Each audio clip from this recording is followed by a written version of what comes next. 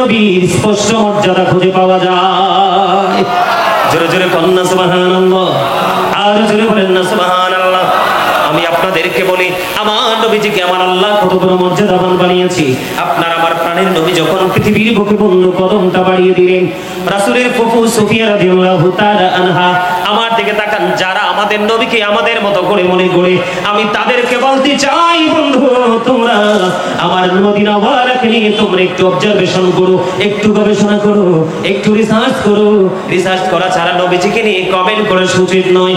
বন্ধুরি আমার, নবী যখন পৃথিবীতে আসলেন, রাসূলের ফুফু সুফিয়া রাদিয়াল্লাহু তাআলা আনহা মদিনা ওয়ালা পৃথিবীতে আসার পরে সুফিয়া বললেন, আমরা দূর থেকে পৃথিবীতে কে এসেছে একটু দেখার জন্য যাই।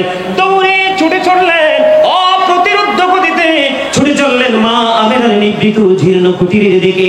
ছুটতে যখন লাগলো, নবীজির কাছে যাওয়ার আগে আগে বন্ধু কুদরতি নূরের চাদর আল্লাহর পক্ষ থেকে এসে আমার নবীজির চেস্ট মোবারক থেকে পুরো নিচের অংশটা ঢেকে দিয়েছে। পৃথিবীর কোনো মানুষ আমার নবীজির লজ্জাস্থান দেখতে পায় না। জোরে জোরে বলুন সুবহানাল্লাহ। নবীজির ইজ্জত আছে না নাই? মর্যাদা আছে না নাই? আপনি বলেন, এই পৃথিবীর বুকে যখন আপনি আমি আসি, আপনি আমি আসার পরে ডাক্তার বলেন, দাইমা বলেন, যে কেউ বলেন বন্ধু, কত রকম করে শরীরের মধ্যে নাপাকি থাকে, নাভি কাটে, কত কিছু করে, কত মানুষ কত কিছু করে, কিন্তু আমার নবীর ক্ষেত্র পুরো ভিন্ন। পৃথিবীর মানুষগুলো আছে মায়ের লজ্জাস্থান দিয়ে, কিন্তু আমার মদিনাওয়ালা মায়ের লজ্জাস্থান দিয়ে পৃথিবীতে আসে নাই। পৃথিবীর সন্তান আসার পরে ওয়া ওয়া বলে কান্দে, আপনার আমার প্রাণের নবী পৃথিবীর বুকে আসার পরে রব্বি হাবলি উম্মতি বলে কেঁদেছেন। আর আবার আল্লাহকে একটা ডাক দিয়ে বললেন, আল্লাহ আমার উম্মতগুলোকে আবার হাওলা করে দাও। নারে তাকবীর, নারে রিসালাত, ইয়া রাসূলুল্লাহ, গাউসিয়া, ইয়া গাউসুল মুদস্সিরিন, সুন্নাত ওয়াল জামাত, জিন্দাবাদ জিন্দাবাদ, জুলুস ঈদ মিলাদুন নবী, জিন্দাবাদ জিন্দাবাদ। সুলাইমান আলী আল কাদরি সাহেব, ওমা গোমদুন্ডির পক্ষ থেকে লাল গোলাপ শুভেচ্ছা, এটা কোন লাগতো না? পশ্চিমবঙ্গের পক্ষ থেকে দেখতেরেমি আপনারা হার্ট অ্যাটাক করে মরবেন তো কিছু লোক ছাড়া। আমি ওনাকে এই কথাটা বলার মানি হলো আপনাদেরকে একটু হাসানো, একটু ফিলিংস দেওয়া, কিন্তু হাসতে পারলেন না। মন কই? মন মন একটু আগে না মনের ওয়াজ করলাম, মন কই? কি আমি একটু আগে বলছি, আলেম ওলামারা শুনতেছেন, আমার পাশে আসেন, এটা অনলাইনে যাবে, অসংখ্য মিডিয়াতে রেকর্ড হচ্ছে। সুস্থ থাকার জন্য হাসির কোনো বিকল্প। যত গোমরা মুখে থাকবেন তত বেশি হার্ট অ্যাটাকের সম্ভাবনা থাকবে।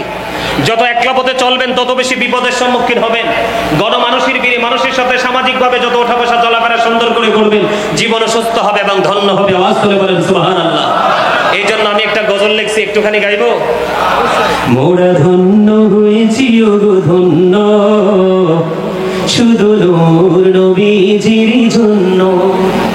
মোরা ধন্য হয়েছি ওগো ধন্য, শুধু প্রাণীর নবীজির জন্য।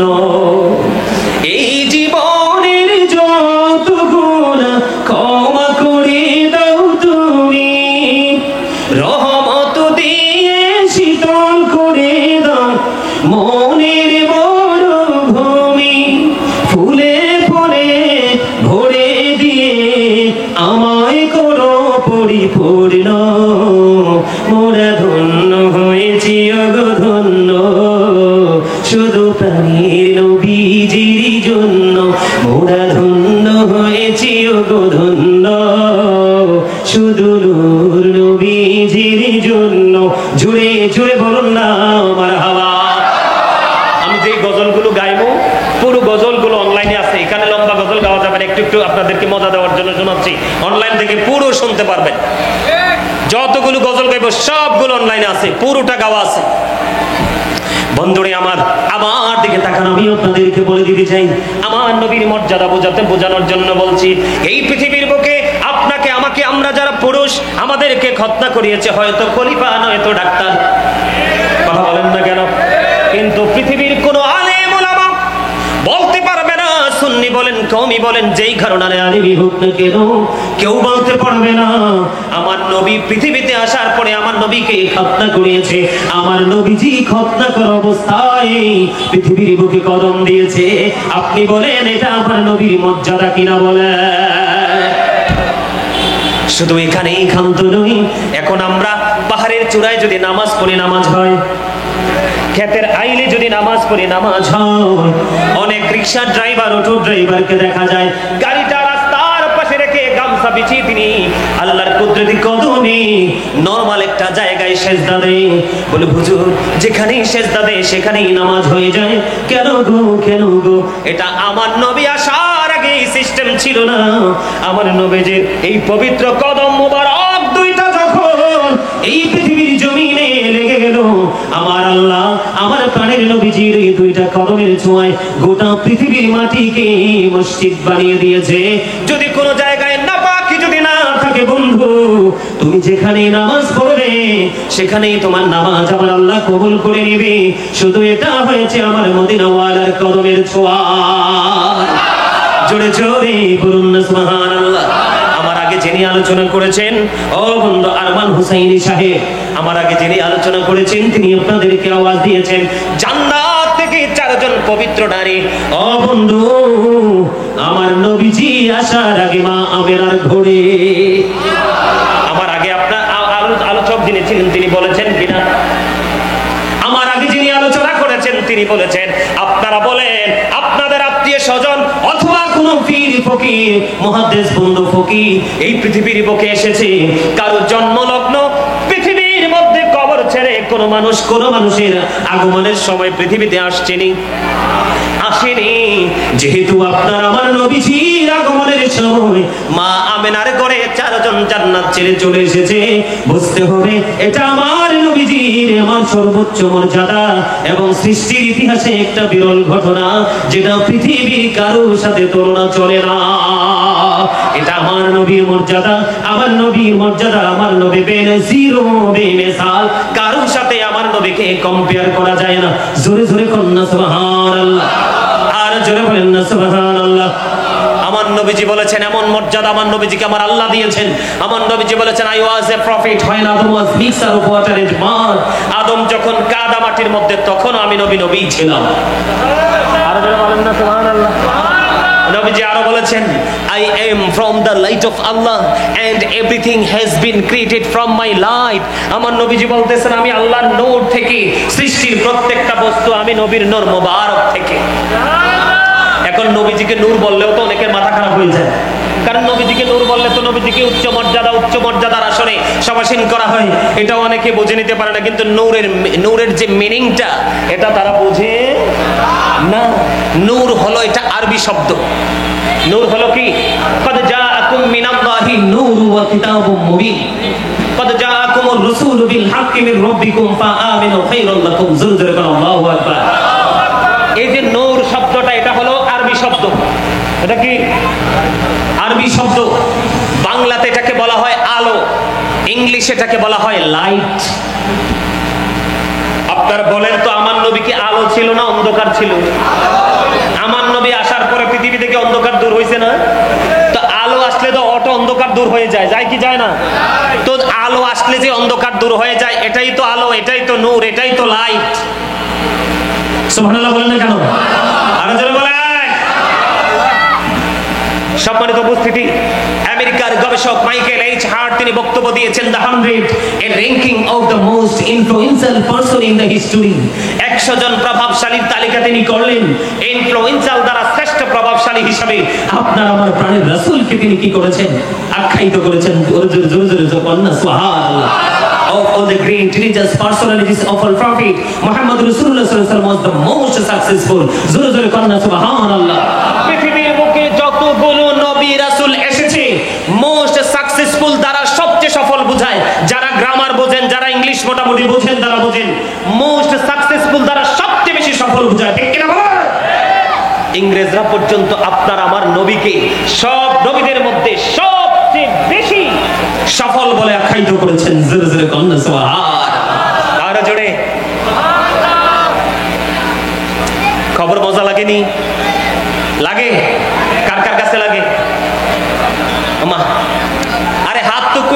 তুলতে হয়, তাড়াতাড়ি তুলতে হয়, 2 হাত সোজা সোজা করে, সোজা করে।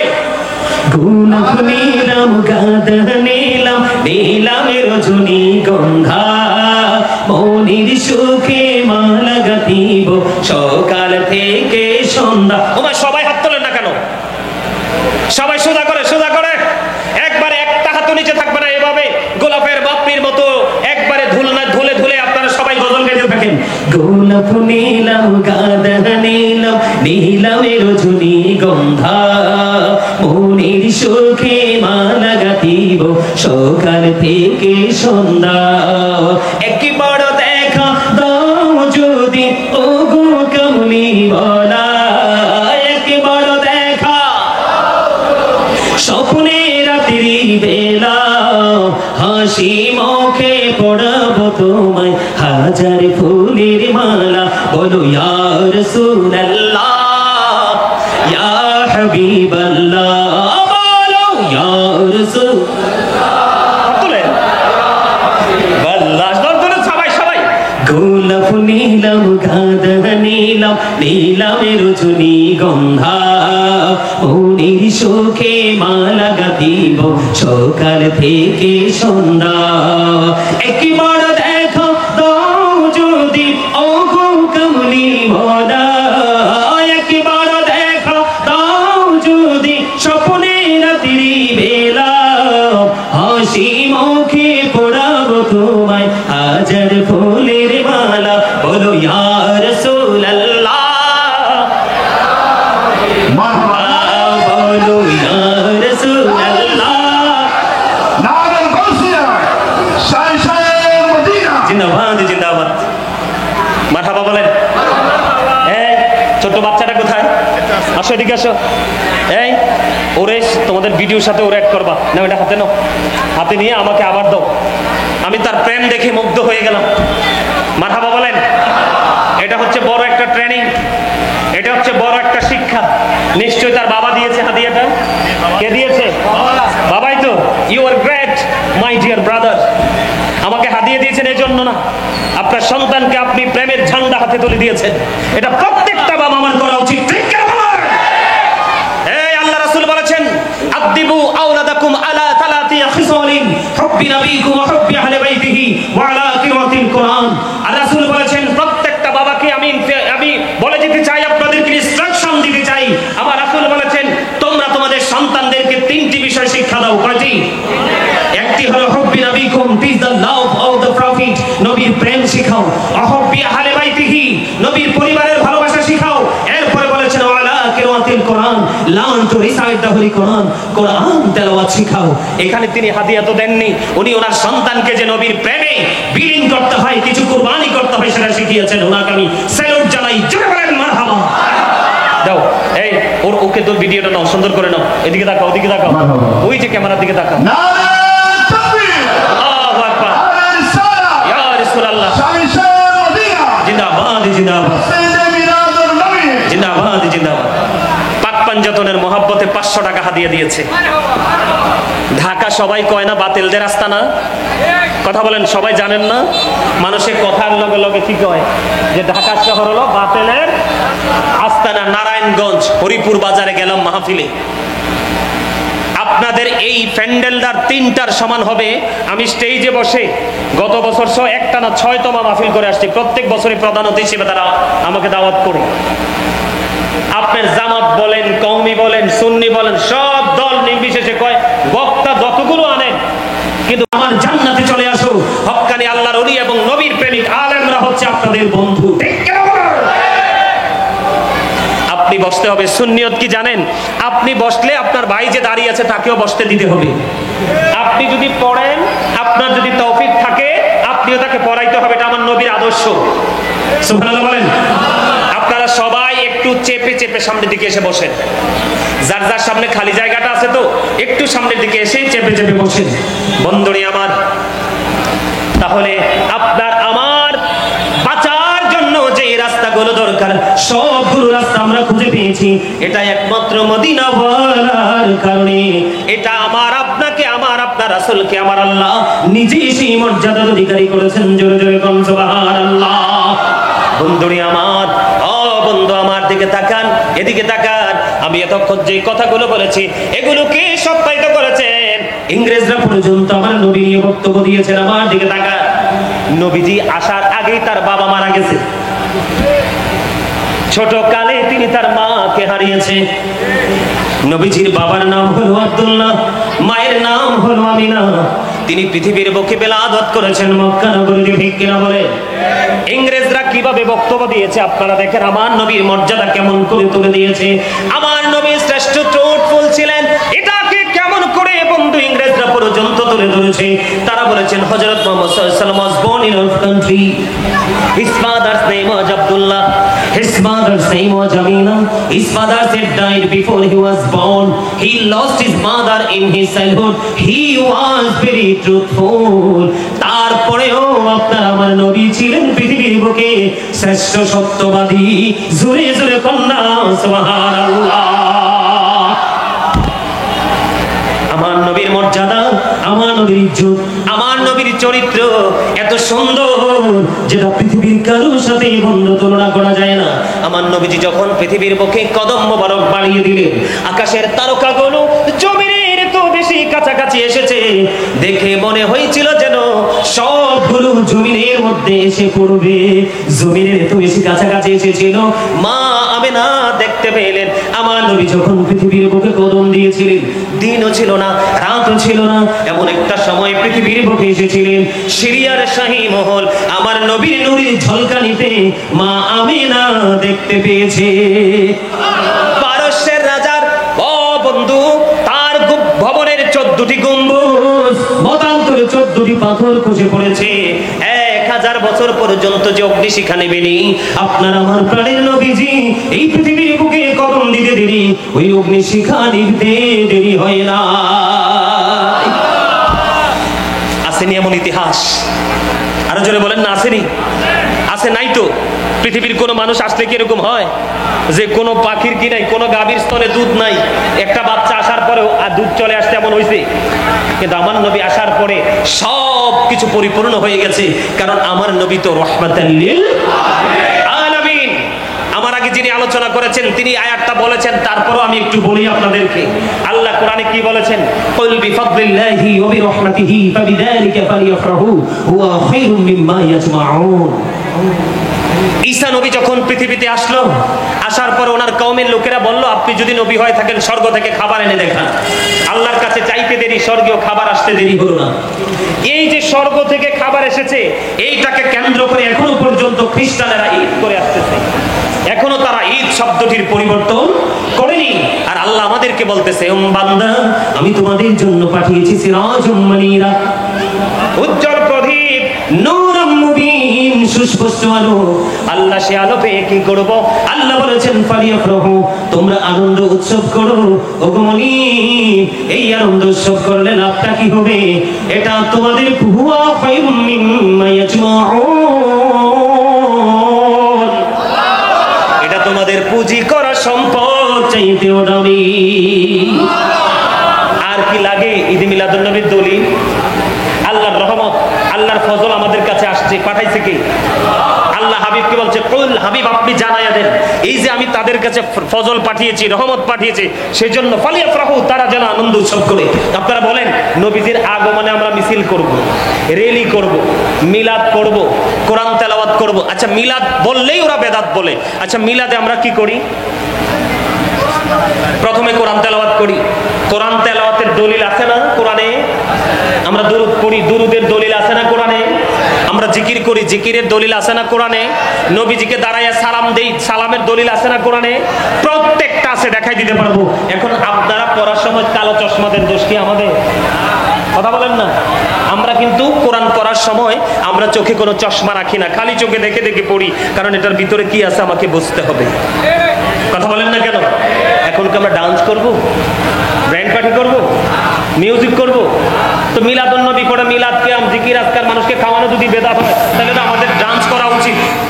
কথা বলেন না কেন? কি করা উচিত? এখন ডান্স কি করব? দেখি হালাল। এদিক তাকান, the music and musical instrument will be increased. গান বাদ্যযন্ত্র বেড়ে যাওয়া কিয়ামতের আলামত। কিয়ামতের পূর্বক্ষণে গান বাদ্যযন্ত্র এখন আমরা কি আল্লাহর গোলামি জিকির আজকাল ছেড়ে দিয়ে গান বাজনা করবো? তো এই মোল্লাদেরকে কে বুঝাবে? দাঁড়িয়ে টুপিয়ে পাগড়িয়ে জুব্বায় মেসওয়াকে বড় হলে বড় নয়, এলেমে বড় হলে বড়। সবচেয়ে বড় এলেম হলো মদিনা ওয়ালার প্রেম। আর যারা বলেন সুবহানাল্লাহ। খবর কি ভালো লাগলো না খারাপ লাগলো? আর জোরে, আমার নবীর মর্যাদা কত! আপনি আমি যদি থুতু মেলাই, আপনি আমি যদি থুতু নিক্ষেপ করি, কেউ কি এটাকে নিবে? গায়ে পড়লে একটুখানি ছটা যদি গায়ে পড়ে মারবে, কথা কয় না কেন? আমার নবীজির থুতু মোবারক যখন নিক্ষেপ করতো, সাহাবায়ে কেরাম আমার নবীজির থুতু মোবারক হাতে নিয়ে নিতেন আর স্কিনের মধ্যে মেসেজ করে দিতেন, তাদের স্কিনটা হয়ে যেত 100% সিল্ক।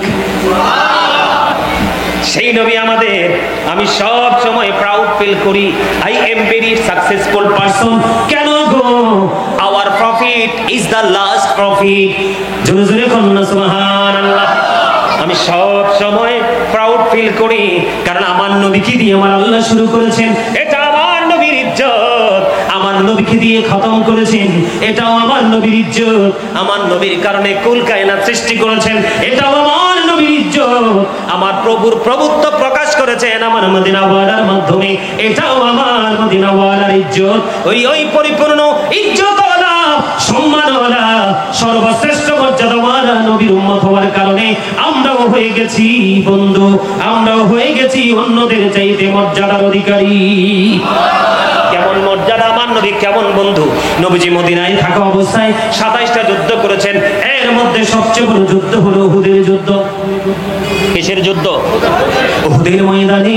আপনারা আমার দিকে তাকান বন্ধু, নবীজির যখন দান মোবারক শহীদ হয়ে গেল, প্রেম শিখেন, নবীজির মর্যাদা কত বোঝেন, নবীজিকে কেমন করে ভালোবাসতে হয় শিখবেন বন্ধু। যখন নবীজির রক্ত মোবারক বের হতে লাগলো, যখন নবীজির লোহ মোবারক বের হয়ে আসলো, মালিক বিন সিনান দেখে বন্ধু সহ্য করতে পারলো না, দৌড়ে ছুটে আসলো, এসে আমার নবীজির রক্ত মোবারক বক্ষণ করতে শুরু করলেন।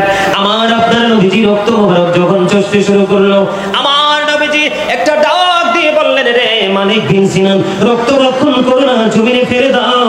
মালিক বিন সিনান একটা ডাক দিয়ে বললেন, ইয়া রাসূলুল্লাহ, ইয়া হাবিবাল্লাহ, নবী গো, ও প্রাণের নবী, আমি আল্লাহর ইজ্জতের কসম করে বলছি গো নবী, আমি আপনার একটা ফোঁটা রক্ত উহুদের জমিনে পড়তে দেব না, যতক্ষণ পর্যন্ত আপনার রক্ত মোবারক বের হতে থাকবে গো, আমি সেই রক্ত মোবারক বক্ষণ করতে থাকবো। এই কথা বলে বলে বলে বলে মালিক বিন সিনান নবীজির রক্ত মোবারক চষতে শুরু করলেন। চষতে চষতে চষতে চষতে শেষ রক্তের ফোঁটা যখন চষা শেষ হয়ে গেল, আমার নবীজি গোটা পৃথিবীর মানুষগুলোকে মেসেজটুকু জানিয়ে দিলেন, রে দুনিয়ার মানুষ, তোমরা দুনিয়ায় যদি কোনো জান্নাতি মানুষ দেখতে চাও, তাহলে মালিক বিন সিনানকে দেখে না।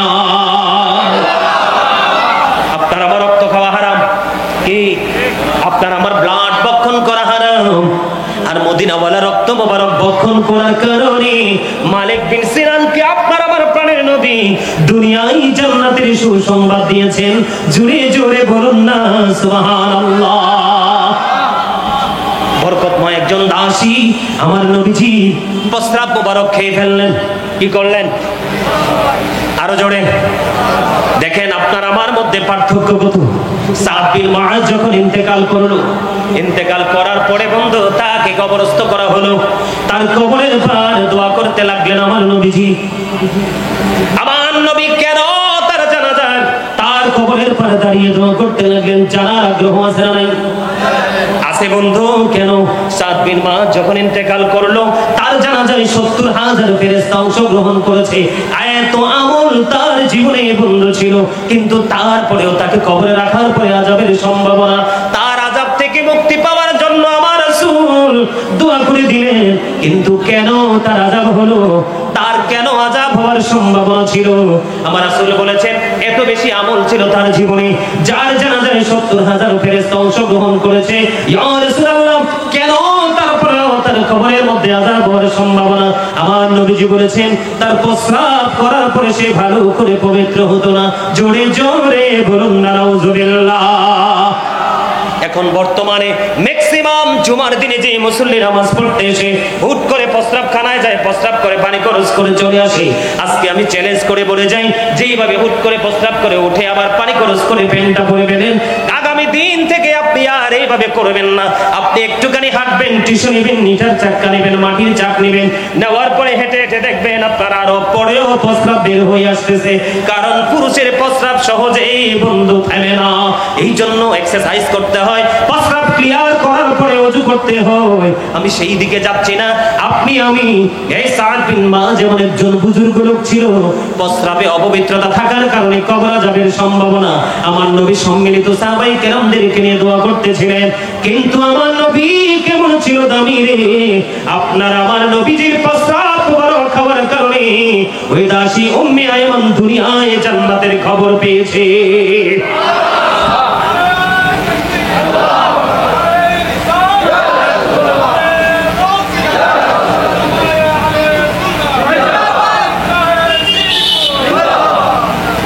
এরা পেটে ভাত নাই রে ভাই, এরা এক সপ্তাহ যাবত খাবারই খায় না, নাড়াই দিবে কিভাবে? সব দুর্বল হয়ে পড়ছে। কটাও বাজে? 12টা বেজে গেছে। আমি নেমে যাব, আমার সময় হয়ে গেছে। আমার কথা বুঝতে পারছেন? আপনি আমি প্রস্রাব ক্লিয়ার না হলে নামাজ হবে না, ইবাদত কথা বলে না। লা তাকবালু সালাতু বিগাইরি তুহুর আলা সাদাকাতিন মিন গুলুর। পবিত্রতা ছাড়া ইবাদত কবুল হয় না, হালাল টাকা না হইলে দানও কবুল হয় না। বুঝে নিতে হবে, প্রস্রাব যদি লুঙ্গিতে লাগে, গায়ে লাগে, নামাজ হবে? কারণ আপনি তো এখনো অপবিত্র। কথা বলে না কেন? এখনো কি বুঝা নেন? প্রস্রাব পড়লে আপনি আমি অপবিত্র থাকি, নামাজ কবুল? আর আপনার আমার নবীজির প্রস্রাব মোবারক খাইছে, দুনিয়ার শ্রেষ্ঠ নিয়ামত খাইছে। আর আমার নবীজি বলে দুনিয়াতেই তুমি জান্নাতি বলে ঘোষণা দিয়ে দিল। তাহলে নবীজির মর্যাদা আছে না নাই? নবীজির থুতু মোবারক কি করে? কথা বলে কেন? মদিনায় আব্দুল্লাহর প্রেমে পড়ে 200 নারী, কয়শত নারী আব্দুল্লাহকে স্বামী হিসাবে না পাইয়া বন্ধু আরবের 200 নারী নিজের জীবন নিজে দিয়ে দিয়েছে। কই কেন কেন রে? আব্দুল্লাহর কপালে ছিল প্রাণের নবীর নূর মোবারক। এই নূরের ঝলক দেখলে আব্দুল্লাহর কপালে নারীরা পাগল হয়ে যেত। প্রত্যেকটা মেয়ে চায় বন্ধু স্মার্ট এবং হ্যান্ডসাম স্বামী। কথা কয় না কেন? কালো ছেলেদেরকে বিয়ে করাইতে কিন্তু অনেক কষ্ট, ঠিক কিনা বলে? যে ছেলেগুলো কালো, অনেক শিক্ষিত হোক, অনেক অর্থের মালিক হোক, বিয়ে করাইতে কষ্ট। চালাক মেয়েরা কালো ছেলেকে বিয়ে করতে চায় না। আর এক কালো একটা মেয়ে যত আল্লাহওয়ালা বুজুর্গ হোক না কেন, ওই মেয়েটাকেও বিয়ে দেওয়া এতটা সহজ না এই যুগে। কথা কন না কেন? সবাই সুন্দর স্বামী চায়, সুন্দর বউ চায়। আব্দুল্লাহর কপালে নূর ছিল, আমার নবী মুহাম্মদ রাসূলুল্লাহ সাল্লাল্লাহু আলাইহি সাল্লামের নূর মোবারক। এই নূরের ঝলক দেখে সবাই আব্দুল্লাহকে স্বামী হিসেবে কল্পনা করছে, না পাইয়া সহ্য করতে না পেরে নিজের জীবন নিজে দিয়ে দিয়েছে। সুবহানাল্লাহ বলেন না? তাহলে নবীজিকে কি কারোর সাথে কোনো দিকে তুলনা করা যায়? আরো জোরে যায়? নবীজি যখন চলে গেল বন্ধু পৃথিবী থেকে, নবীজি চলে যাওয়ার পর একটা গাধা, তার নাম হলো বন্ধু আকির নামক একটা গাধা। নবীজি যখন পৃথিবী ছেড়ে চলে গেল, কোনো মানুষ নয়, কোনো দামি প্রাণী নয়, গাধা আপনার আমার জীবনে ভালো কোনো উপকারে আসে না। বর্তমানে গাধার ব্যবহার দেখেননি আপনি? আমরা দেখি না? আমি 2018-তে যখন ভারত সফর করেছিলাম, ভারতে সফর করতে গিয়ে খাজা গরিবে নওয়াজের মাজার শরীফের গেইটে দেখলাম গাধার পিঠে করে অনেক ভারী ভারী মাল বোঝাই করে তারা তাদের গন্তব্যে নিয়ে যাচ্ছে। আমি দাঁড়িয়ে দাঁড়িয়ে দেখলাম, কিন্তু মুসলমানদের জীবনে, আমাদের জীবনে গাধার ব্যবহার আমি এখনো দেখিনি বন্ধু। আপনি দেখেন মদিনাওয়ালাকে কেমন করে ভালোবাসতে হবে, মদিনাওয়ালার প্রেম কেমন ভাবে হৃদয়ে ধারণ করে রাখতে হবে। নবীজি যখন চলে গেল, এই আকির নামক গাধা সে সহ্য করতে পারে না। 3 দিন 3 রাত্র চলে গেল, মতান্তরে 4 দিন 4 রাত্র চলে গেল, কোনো খাবার খায় না রে, কোনো পানি খায় না। গাধা শুধু কান্দে, কোথায় গেল গো প্রাণের নবীজি? আর কি কোনোদিন আমার নবীকে আমি চর্মচক্ষু দ্বারা দেখতে পারবো না? ইয়া রাসূলুল্লাহ, নবী গো, ও প্রাণের নবী কোথায় গেলে গো? এই জীবন জীবনে আর কি কোনোদিন আপনাকে দেখতে পাবো না। গাদা নবীর বিরহ সহ্য করতে পারে না বন্ধু। 3 দিন 3 রাত্র মতান্তরে 4 দিন 4 রাত্র পার হয়ে গেল, কোনো খাবার খায় না, কোনো পানি স্পর্শ করে না। 3 দিন 3 রাত্র মতান্তরে 4 দিন 4 রাত্র পরে গভীর সমুদ্রে ঝাঁপ দিয়ে সে তার নিজের জীবন দিয়ে দেয়। জোরে জোরে বলুন না সুবহানাল্লাহ। আমাদের নবীজির প্রতি সেই মহাব্বত, সে সম্মান প্রদর্শন করার যে মনোভাব থাকা দরকার, সেটা না থাকার কারণেই কিন্তু আমরা আমাদের রাসূলকে কি করতে পারি না, ভালোবাসতে পারি না, এবং নবীজি সম্পর্কে আমরা যা ইচ্ছা তা ব্যবহার করি। ঠিক না ঠিক? সম্মানিত উপস্থিতি, নবীজির ক্ষেত্রে চিন্তা করতে হবে, খুব গুরুত্বপূর্ণ চিন্তা। আমি আপনাদেরকে বলে ছোট্ট করে একটা হাদিস শরীফ, বুখারী শরীফ থেকে আমি আপনাদেরকে বুঝিয়ে শেষ করে দিচ্ছি আলোচনা। বুখারী শরীফের মধ্যে এসছে একজন খ্রিস্টান, সে ইসলাম ধর্ম গ্রহণ করলো। কি করলো? ইসলাম ধর্ম গ্রহণ করলো। খেয়াল করেন, ইসলাম ধর্ম গ্রহণ করার পরে সে সূরা বাকারা এবং সূরা আল ইমরান তেলাওয়াত করলো। করতে করতে একটা সময় আমার নবীজির কাছে যে ওহী আসতো, সেই ওহী লেখার দায়িত্ব এই খ্রিস্টানকে দেওয়া হলো। গভীরভাবে খেয়াল করেন, নবীজির সাথে বেয়াদবি কতটুকু করলে কি পরিমাণ সাজা হয়। এবার ওই খ্রিস্টান কি করলেন, ওহী লিখতে লিখতে লিখতে লিখতে একটা হঠাৎ করে তিনি একদিন তার ধর্মে ফিরে গেল। আবার পুনরায় তার ধর্মে ফিরে গেলেন। ফিরে যাওয়ার পরে মানুষের কাছে বলতে লাগলেন যে নবী মুহাম্মদ কিছুই জানতো না, আমি যতটুকু লিখে দিতাম ততটুকুই জানতো। জোরে জোরে কন্যা নাউজুবিল্লাহ। এটা নবীজিকে অপমান করা হয়েছে কিনা? নবীজির ইজ্জতের চাদর ধরে টান দেওয়া হয়েছে কিনা? নবীজিকে অপমান করা হয়েছে, নবীজিকে ছোট করা হয়েছে। এবার তিনি কি করলেন, বলতে লাগলেন যে আমি যতটুকু লিখে দিতাম ততটুকুই শুধু জানতেন। বন্ধু, আমার মদিনাওয়ালা কষ্ট পাওয়ার আগে আমার আল্লাহ কষ্ট পেয়েছে। আমার আল্লাহ বলে দাঁড়াও, তোমাকে আমি মজা দেখাচ্ছি।